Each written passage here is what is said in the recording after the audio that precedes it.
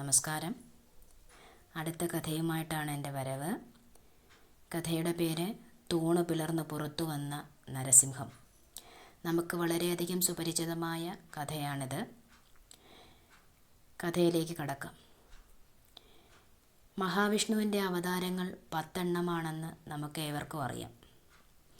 അവയിലൊന്നാണ് നരസിംഹ അവതാരം. വിഷ്ണുവിൻ്റെ ശത്രുവായിരുന്നു ഹിരണ്യകശിപു. അയാൾ വിഷ്ണു ഭക്തന്മാരെയെല്ലാം തേടിപ്പിടിച്ച് പീഡിപ്പിച്ചുകൊണ്ടിരുന്നു. അങ്ങനെയിരിക്കെ അയാൾക്ക് പ്രഹ്ലാദൻ എന്നൊരു പുത്രൻ ജനിച്ചു. ജനിച്ച അന്നു മുതലേ അവൻ വിഷ്ണുഭക്തനായിരുന്നു. അവനെ വിഷ്ണുവിരുദ്ധനാക്കാൻ ഹിരണ്യകശിപു പഠിച്ച പണി 18 പയറ്റി നോക്കി. അതിനുവേണ്ടി അയാൾ ഒരു ഗുരുവിനെയും നിയമിച്ചു. പക്ഷേ എന്തുണ്ടായി? പ്രഹ്ലാദൻ ഗുരുവിനെയും വിഷ്ണുഭക്തനാക്കി മാറ്റി.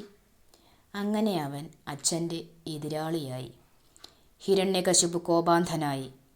പ്രഹ്ലാദനെ പീഡിപ്പിക്കാൻ അയാൾ മദയാനകളെ ഏർപ്പാടാക്കി. പക്ഷേ പ്രഹ്ലാദന് മുന്നിൽ അവർ ശാന്തശീലരായി. ഹിരണ്യകശിപു പിന്നീട് ക്രൂര സർപ്പങ്ങളെ പ്രഹ്ലാദനെ ആക്രമിക്കാനായി വിട്ടു. പക്ഷേ അവയുടെ വിഷപ്പല്ലുകൾ അടർന്നു വീണു. ഒടുവിൽ ക്രുദ്ധനായ ഹിരണ്യകശിപു പ്രഹ്ലാദനെ തീക്കുണ്ഡത്തിലെറിഞ്ഞു. അവൻ അതിൽ കിടന്ന് കത്തിയെരിഞ്ഞു ചാമ്പലാകുമെന്നാണ് ആ പിതാവ് കരുതിയത്. പക്ഷേ പ്രഹ്ലാദൻ തീയിൽ കിടന്ന് ആഹ്ലാദിച്ച് ചിരിക്കുകയാണുണ്ടായത്. അവന് തീയിൻ്റെ ചൂട് കുളിരായി അനുഭവപ്പെട്ടു. മാത്രമല്ല, മറ്റൊരത്ഭുതവും അപ്പോൾ സംഭവിച്ചു. അഗ്നിയിൽ നിന്ന് ഒരു കൃത്യ ഉയർന്നു വന്ന് പ്രഹ്ലാദനെ കൊല്ലാൻ ശ്രമിച്ചു. അപ്പോൾ പെട്ടെന്ന് വിഷ്ണുവിൻ്റെ സുദർശന ചക്രം വായുവിൽ പ്രത്യക്ഷമായി. അത് പാഞ്ഞെത്തി കൃത്യയുടെ കണ്ഠം ഛേദിച്ചു കളഞ്ഞു. അത് കണ്ട് കലിതുള്ളിയ ഹിരണ്യകശിപു അട്ടഹസിച്ചു. "നിന്റെ വിഷ്ണു എവിടെ?" അയാൾ അലറി.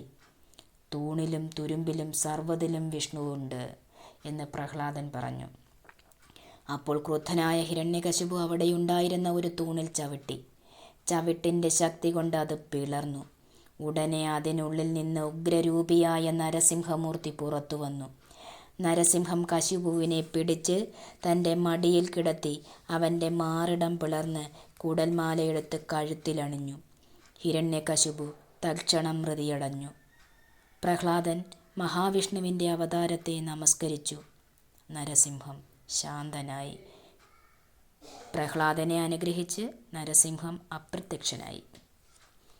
കഥയേവർക്കും ഇഷ്ടപ്പെട്ടുവെന്ന് കരുതുന്നു.